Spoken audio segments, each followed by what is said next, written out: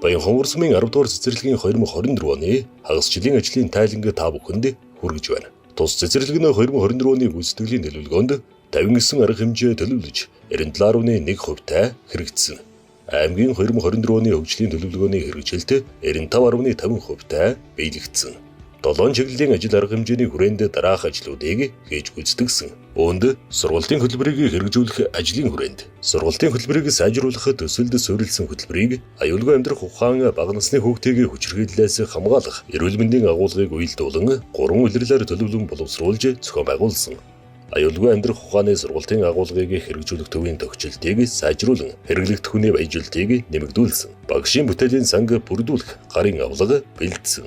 Сургалтын хэрэглэгдэхүүний сан бүрдүүлсэн, сайн дуршлага түгээн дэлгэрүүлсэн, гар утасны аппликейшн болон вебсайтуудыг ашиглан интерактив дасгал даалгаврыг бие даан болон багаар хийсэн. Улирал бүрийн эцэст төсөлт ажлын тайлан тавьж, бүтээлийн үзэсгэлэн гаргасан. Багш ажилтнууд улирал бүр бүтээлийн үзэсгэлэнг гаргаж эцэгх олон нийтэд тайлангаа тавьж, харилцан туршлага солилцсон.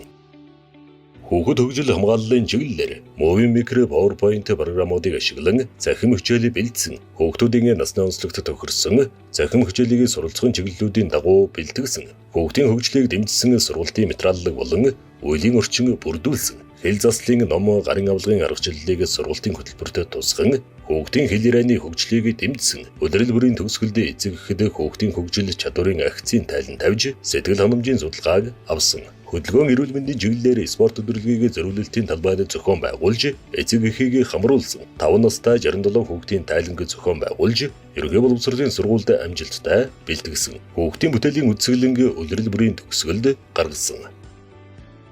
Хүүхэд хамгааллын бодлогыг хэрэгжүүлэх төлөвлөгөөг боловсруулан, Баянгар сумын засаг даргаар батлуулан хэрэгжилтийг ханган ажилласан. Хүүхэд хамгааллын бодлогын самбарыг шинжилэн, үүдний хэсэгт байрлуулж эцэг эхэд мэдээллийг тогтмолгч ажилласан. Гадна камержуулалтыг шинээр суйрлуулсан. Дотор камержуулалтыг IT Unification компаниар 11 сая 269,500 төгрөгийн төсөвт өртөгтэй сүүлийн үзүүлэлт сайтай хяналтын камерыг бүрэн шинжилэн тавиулсан. Камер шүүх журам боловсруулж, хуваарийн дагуу камер шүүх тэмдэглэл хөтөлсөн. 2023-оос 2024 оны хичээлийн жилийн эхэнд цэцэрлэг багш эцэг эхийн гурвалсан гэрээг хүүхэд бүрийн эцэг эхтэй байгуулсан. Хүүхдүүдийг эцэг эхэд хүлээлгэн өгөхдөө гараас гарт зарчмыг баримтлан хүүхэд хүлээн авсан хүний гарын үсгийг зуруулан хүлээлгэн өгч байна. Байгууллагын сэтгэл ханамж бусад байгууллагуудтай хамтран эцэг эхчүүдийг удаадраагийн сургалтуудад хамруулж, мөн эцэг эхийн мэргэжлийн онцлогт түшиглэн сонгож, сургалтуудыг зохион байгуулсан. Сургуульд бэлтгэгдсэн байдлыг үнэлэн, 2 бэлтгэл бүлгийн хүүхдийн үр дүнгийн үнэлгээ тайланг эцэг эхчүүдэд тавьж 66 эцэг эхчүүдээс сэтгэл ханамжийн судалгаа авсан. Судалгаанд хамрагдсан эцэг эхчүүдийн 97% нь хүүхдийн хөгжлийг дэмжсэн байдалд сайн үнэлгээ өгсөн. Цэцэрлэгийн үйл ажиллагаа сургалтын орчны талаар 235 эцэг эхээс судалгаа авч 97% нь хангалттай үнэлгээ өгсөн байна. Гэрээд байгууллагуудаас хүнсний материалыг шинжилгээний бичгийг тухай бүр авч хүнсний аюулгүй байдлыг хангасан. 2020 онд шинжилэн гаргасан цэцэрлэгийн хоолны жор технологи гарын авлагын дагуу хүүхдийн хоол хүнсний стандартыг мөрдөн ажиллаж байна. Хоолны цэстийг 4-5 нас 2-3 нас гэж ангилан боловсролын ESS системийн өдийн хоол хэсгээс хоолны нэр төрлийг сонгон авч боловсруулан мөн системд хоолны цэстийг байршуулсан. Хоолны дээж авалтыг авч тэмдэглэл хөтлөж эрүүл аюулгүй байдлыг цаг тухай бүрэн ханган ажиллаж байна. Бүлгүүдийн эцэг эхчүүдэд хоолны цэст хүүхдэд өгөх ноорм шимтгижил амт чанарыг таниулах зорилгоор нэг өдрийн хоолоор амтлагаат өдөрлөг улирал тутам явуулж сэтгэл ханамжийн судалгаа авсан.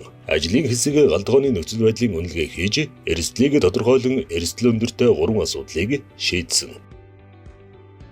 Багш нарын мэргэжлийн бүлэг хэл ярианы чиглэлээр байгуулсан. Ажлын байрны болон төлөвлөгөөт сургалтуудад хамруулсан. Багшийн бүтээлийн санг бүрдүүлэх, гарын авлага зөвлөмж бэлдсэн. Сургалтын хэрэглэгдэхүүн сан бүрдүүлсэн. Сайн үйл ажиллагаа зохион байгуулж хөтөлбөр арга зүйгээ багаараа сайжруулсан. Сайн дуршлага түгээн дэлгэрүүлэх, дуршлага солилцсон. Гар утасны аппликейшн болон вебсайтуудыг ашиглан интерактив дасгал даалгаврыг бие даан болон багаар хийсэн. Багш солилцоо зочин багш Ахмад багшийн зөвлөн туслах үйлчилгээг хэрэгжүүлсэн.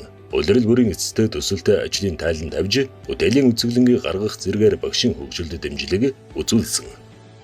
Сургалтын орчин Цэцэрлэгийн гадаад дотоод орчны эрсдлийн үнэлгээг хийж, эрсдлийг тодорхойлон 10 арга хэмжээг авч ажилласан. Ажлын байрны эрсдлийн үнэлгээг ажлын хэсэг хийж, эрсдлийг тооцсон бууруулах төлөвлөгөө гарган 3 асуудлыг шийдсэн. Цэцэрлэгийн коридорын орчныг сайжруулсан. Цэцэрлэгийн дотор байрлах 2 талын шатанд бүрэн хамгаалалт хийн унаж бэртгээс хамгаалсан. Цэцэрлэгийн коридорыг халтардаггүй зурагчтай дороочоор бүрэн шинжилсэн. Бүх бүлгийг бойлортой болгосон. Гадна талын орох гарах замын гарцыг баянгар сумтай хамтарч хурд сааруулагч хийж, замын аюулгүй байдлыг хангасан. Цэцэрлэгийн орчны ногоон байгууламжийг нэмэгдүүлсэн. Хашааны өнгө зургийг сэргээсэн. Машины зогсоолын тэмдэглэгийг шинжилж сэргээсэн.